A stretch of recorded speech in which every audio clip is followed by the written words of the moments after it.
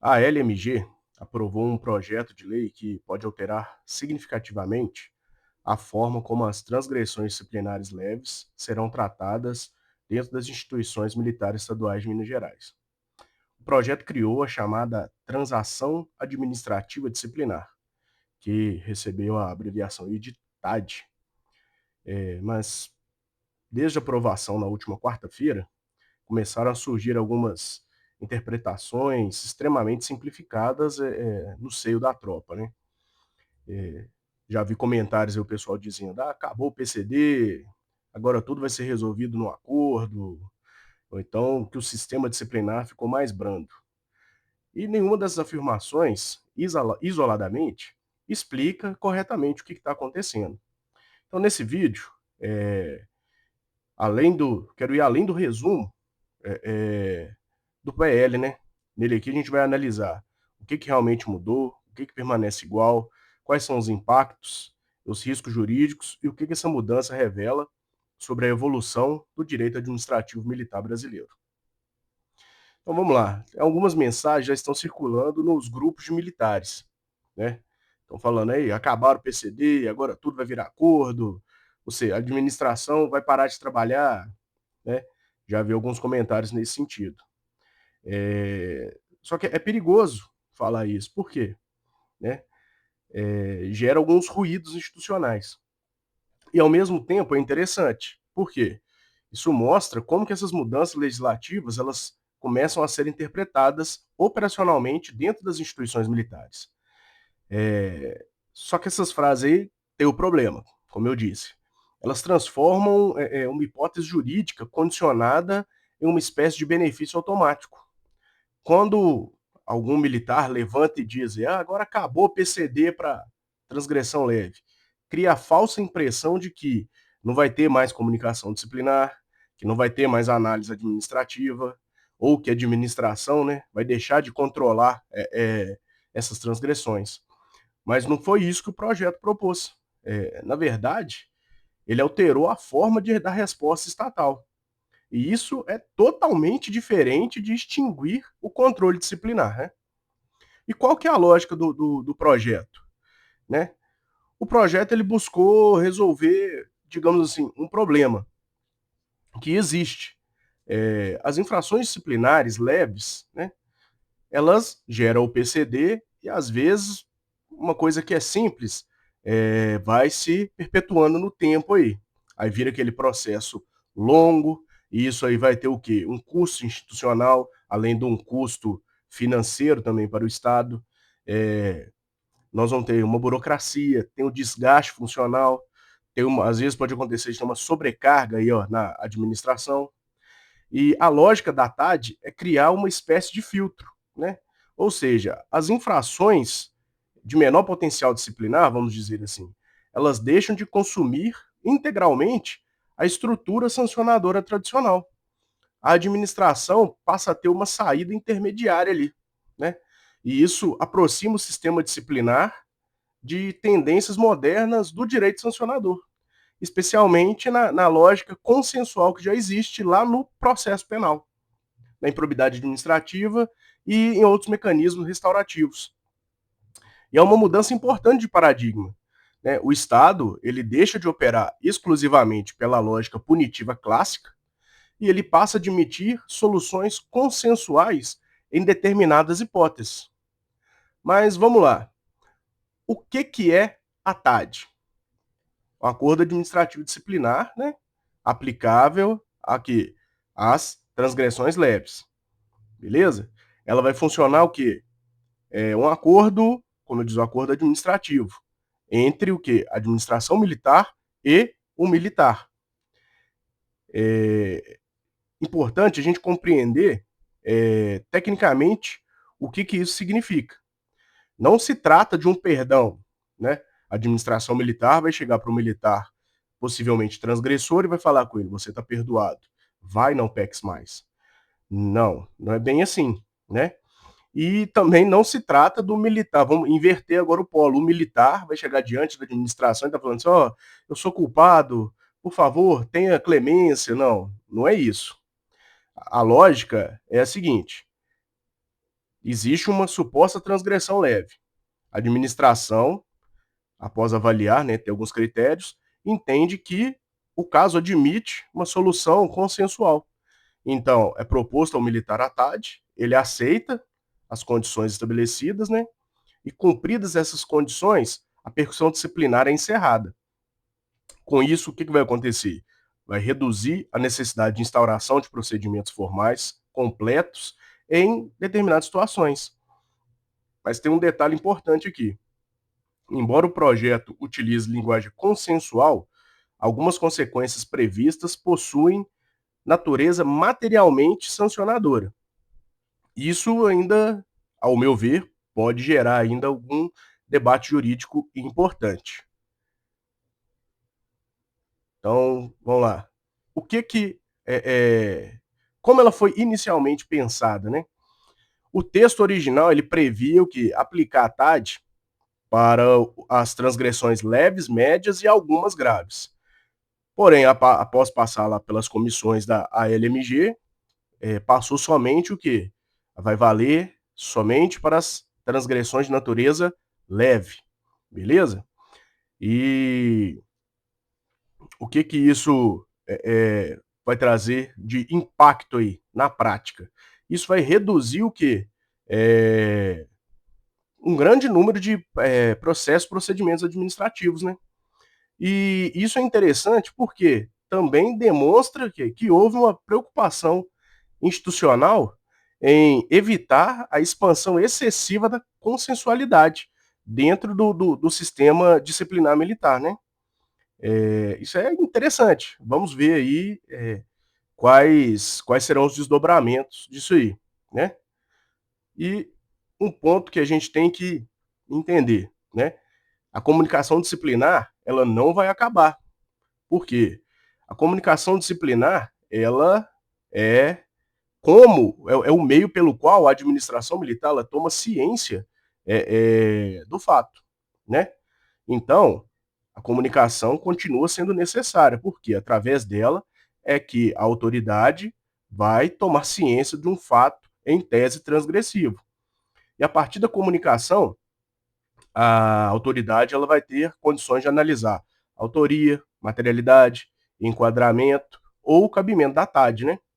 Então, a comunicação disciplinar aqui, ela continua exercendo uma função semelhante à notitia criminis, lá do direito penal, a gente fazendo uma analogia. Ela continua sendo o mecanismo que leva a notícia da possível infração ao conhecimento da administração militar e da autoridade, né? Então aqui, ó, veja bem, o projeto ele não eliminou o controle disciplinar, ele alterou a forma como determinadas infrações leves poderão ser solucionadas, né?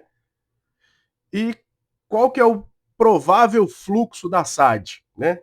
Isso aqui é o quê? É uma hipótese. Ainda nós vamos ter que esperar o quê? As instituições militares elaborarem aí um documento, seja cada uma na sua esfera de competência ou em conjunto, né? E qual vai ser o fluxo. Pela leitura do PL, vai continuar exigindo o quê? Uma atividade administrativa aí. Então, assim, ó, primeiro vai acontecer o fato. Aquele militar, aquela pessoa ali que tomou ciência, vai o quê? Comunicar o fato para a administração militar. Através disso, a autoridade vai tomar conhecimento.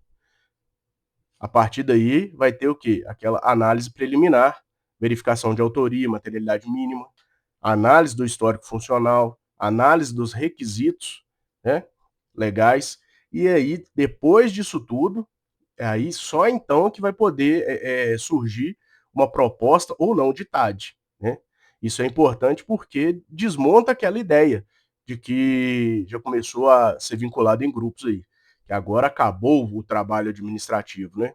Na verdade, o sistema ele deixa de ser exclusivamente investigativo sancionador e passa a incorporar a lógica negocial e de controle administrativo. E já que a gente falou em requisitos, né? Quais seriam os requisitos aí, os filtros de elegibilidade?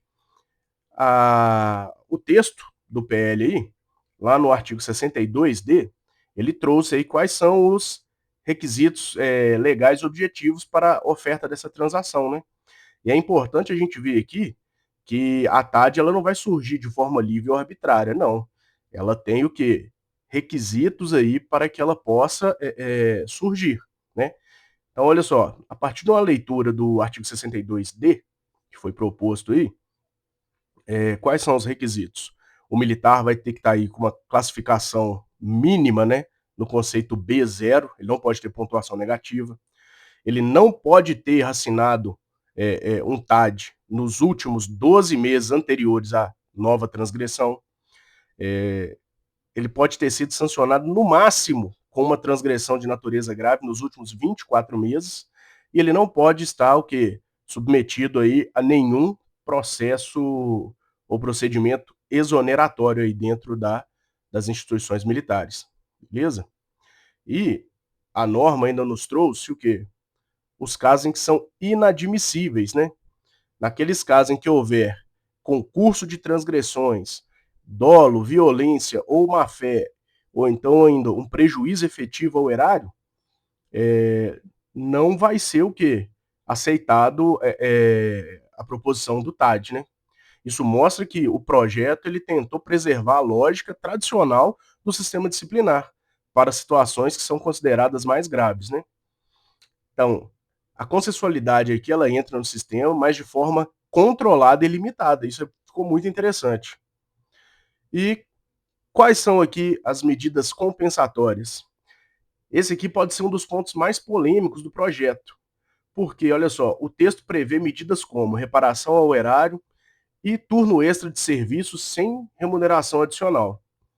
E isso, ao meu ver, gera um debate jurídico importante.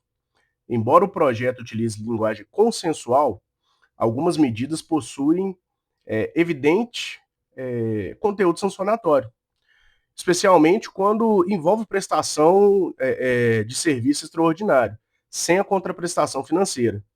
Isso pode gerar algumas futuras discussões sobre proporcionalidade, natureza jurídica da medida, a voluntariedade real e possíveis limites constitucionais aí. Porque existe uma pergunta central: até que ponto um acordo é verdadeiramente voluntário dentro de uma estrutura fortemente hierarquizada? Podemos nos deparar com perguntas como essa aí, né? E esse questionamento, aí ó, turno extra sem remuneração, é consensualidade ou uma sanção disfarçada? O porquê que surge esse questionamento? Da leitura da própria redação do Código de Ética, né? Que atualmente ele já prevê o que? A sanção disciplinar de prestação de serviço. E essa medida é aplicada o quê? Após o processo disciplinar, né? Chega a responsabilização lá no final do processo disciplinar, a depender o quê? Da sanção que o militar for receber lá no final do processo. E a TAD, ela veio o quê? Ela trouxe um mecanismo muito semelhante dentro do modelo consensual. E isso levanta a questão importante. A gente está diante de uma mera medida compensatória ou de uma sanção disciplinar materialmente disfarçada de acordo? Vamos esperar para ver, né? E os prazos e proteções operacionais. O projeto ele buscou também estabelecer alguns limites operacionais. Isso demonstra o quê? Uma preocupação com o desgaste físico ali da tropa, né? Também buscou o quê? Respeitar as jornadas de trabalho e a operacionalidade. Mas ainda assim nós temos um debate importante. Por que o turno extra? Por que ocorre fora da jornada habitual e não possui remuneração adicional? Essa é uma discussão jurídica que ela, ao meu ver, ela não ficará restrita ali ao procedimento disciplinar, porque ela pode alcançar também direitos funcionais, limites administrativos e proporcionalidade dessas medidas compensatórias, né? Alguns parlamentares já se posicionaram falando que isso aí vai ser bom, porque nós vamos ter mais o que? Militares na rua. No caso da PM, nós teríamos aí, ó, mais militares aí na rua para poder fazer a segurança da população. No caso dos bombeiros aí, nós teremos o quê? Mais militares à disposição aí, ó, da população para trabalhar no resgate, né? Enfim, nas atividades de bombeiro. Vamos esperar para a gente ver. E o que acontece aí após o cumprimento da TAD? É a lógica restaurativa do projeto, né? Se o militar cumpre integralmente as condições, o procedimento ali é encerrado, o registro permanece temporariamente restrito, né? E depois ocorre o apagamento. Isso é muito diferente da lógica tradicional puramente punitiva, né? O sistema ele tá o quê? Passando a admitir uma recuperação funcional, uma resolução de conflitos ali entre as partes e a minimização de efeitos permanentes, né, para infrações leves. E essa aí talvez seja uma das mudanças filosóficas aí para as instituições militares, né, que esse projeto aí trouxe. É algo bem interessante. Mas a partir do cumprimento e o descumprimento, o que acontece? O PL ele trouxe para a gente também uma reação forte aí ao descumprimento. Se houver uma quebra injustificada do acordo, ocorre o quê? A instauração imediata do PCD ou da SAD, né? O bloqueio temporário para novos benefícios, né? E vai retomar o quê? A persecução disciplinar. Ou seja, a consensualidade existe, mas ela é condicionada ao cumprimento rigoroso das obrigações assumidas. É lógico, nós temos exceção aí em caso de licença médica, que não poderia ser diferente, né? Mas isso demonstra que o projeto ele não abandonou a lógica coercitiva do sistema disciplinar. Ele apenas criou uma nova etapa intermediária antes da resposta sancionadora clássica aí, né? O direito sancionador estatal, né? Aqui surgiu um ponto para a gente poder pensar. Aqui, o projeto ele trouxe aí que não vai ser, o militar não vai estar assumindo culpa, né? Não vai ser o quê? Uma sanção, mas, vamos lá, ele vai prestar um serviço aí para a instituição militar, né? Para a sociedade, vamos dizer assim. Só que, vamos lá, o problema não é apenas saber se o acordo ele é voluntário. A princípio ele será voluntário, porque o militar pode recusar, né? O problema vai ser saber se o militar compreende adequadamente aquilo que ele está deixando de discutir ao aceitar a TAD. Porque existem situações em que o fato aparentemente configura transgressão disciplinar, mas poderia resultar em uma absolvição após a instrução do processo, né? Vamos imaginar um exemplo, um militar que chega atrasado. E a gente sabe, o código de ética, ele pune o atraso injustificado, né? Suponha que o militar tenha saído de casa em horário regular e ocorrido um caso fortuito ou força maior.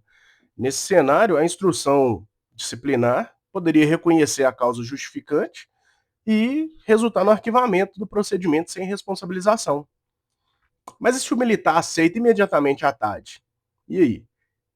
No final do processo, ele seria absolvido. Mas agora ele aceitou a TAD, ele vai o quê? Cumprir essa medida compensatória por um fato que talvez